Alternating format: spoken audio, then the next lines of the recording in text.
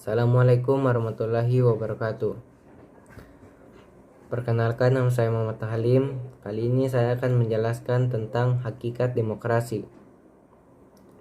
Demokrasi berasal dari dua kata, yaitu demos yang berarti rakyat dan kratos atau kratein yang berarti pemerintahan, sehingga dapat diartikan sebagai pemerintahan rakyat atau rakyat yang berkuasa.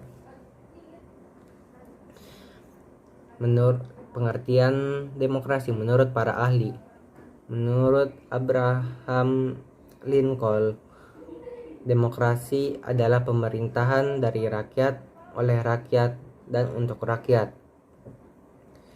Yang kedua, menurut Giovanni Sartori, demokrasi sebagai suatu sistem di mana tak seorang pun dapat memilih dirinya sendiri.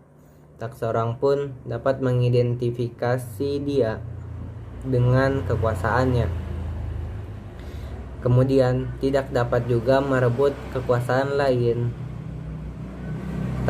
dengan cara tak terbatas tanpa syarat. Ciri-ciri demokrasi. Yang pertama, adanya pengakuan, penghargaan, dan perlindungan tentang hak-hak asasi rakyat atau warga negara. Yang kedua, adanya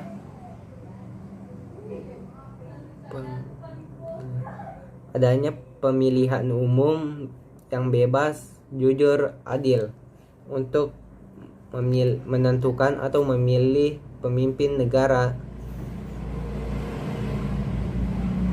dan pemerintahan serta anggota lembaga perwakilan rakyat. Yang ketiga, adanya lembaga peradilan dan kekuasaan kehakiman yang independen sebagai alat penegakan hukum. Yang terakhir, adanya media massa yang bebas untuk memberikan informasi dan mengontrol perilaku dan kebijakan pemerintah. Unsur pembentukan demokrasi. Yang pertama, negara hukum mengandung pengertian bahwa negara memberikan perlindungan hukum bagi warga negara melalui lembaga peradilan dan tidak memihak serta penjaminan hak asasi manusia. Yang kedua, masyarakat madani dicirikan dengan masyarakat yang terbuka, bebas dari pengaruh kekuasaan dari negara kritis dan berpartisipasi aktif. Yang ketiga, pers. Yang keempat,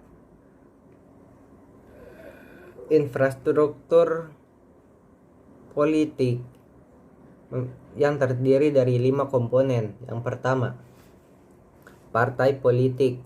Yang kedua, kelompok gerakan atau organisasi masyarakat. Yang ketiga, kelompok kepentingan atau kelompok penekanan.